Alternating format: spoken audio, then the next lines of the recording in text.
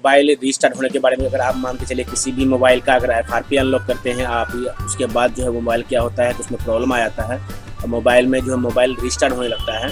तो दोस्तों आज उसके बारे में बताने वाला हूँ कि अगर आप मान के चलिए किसी मोबाइल में अगर आप FRP अनलॉक कर रहे हैं, मोबाइल रीस्टार्ट हो रहा है और उसके बाद उस मोबाइल को अगर आप फ्लैश भी कर देते हैं तो फ्लैश करने के बाद भी वो मोबाइल जो है रीस्टार्ट होने लगता है, मोबाइल का प्रॉब्लम जो है दूर नहीं होता है। तो दोस्तों आज के इस वीडियो में आपको यही बात बताने वाला हूँ कि अगर मान के चलिए क्वालकॉम डिवाइस, अगर मान के चलिए किसी भी मोबाइल, चाहे वो ओप्पो कंपनी का मोबाइल हो या वीवो कंपनी का मोबाइल हो या MI का मोबाइल हो, उसमें अगर क्वालकॉम डिवाइस है, ठीक है, तो उस मोबाइल का जो है आप रीस्टार्ट प्रॉब्लम को दूर कर सकते हैं।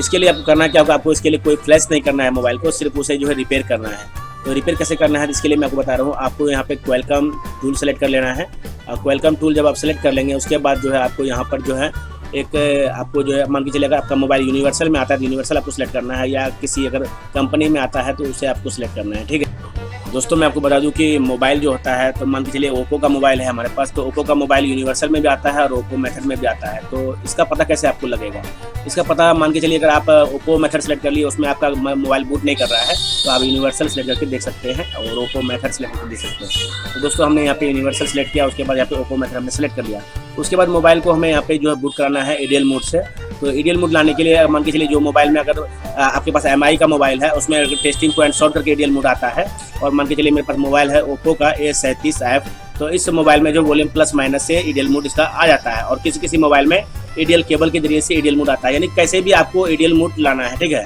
और जब आपका मोबाइल एडियल मोड में आ जाएगा और उसके बाद आप यहाँ पे जब पोर्ट पे क्लिक करके आप एडियल मोड सेलेक्ट कर लेंगे,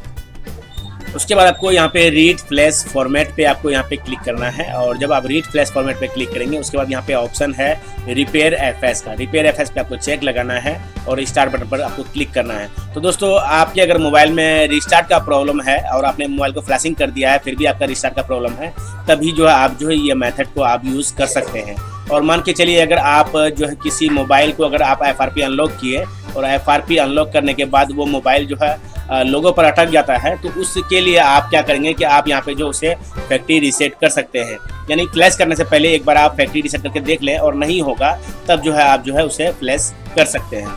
तो दोस्तों अगर आपको ये वीडियो अच्छा लगा और आपके किसी काम आया तो वीडियो को लाइक ज़रूर करें और शेयर करें फेसबुक व्हाट्सएप पर अपने दोस्तों के साथ, और आपने हमारे चैनल को अभी तक सब्सक्राइब नहीं किया है सब्सक्राइब कर लें। मिलते हैं हम आपसे नेक्स्ट वीडियो में, तब तक के लिए बाय।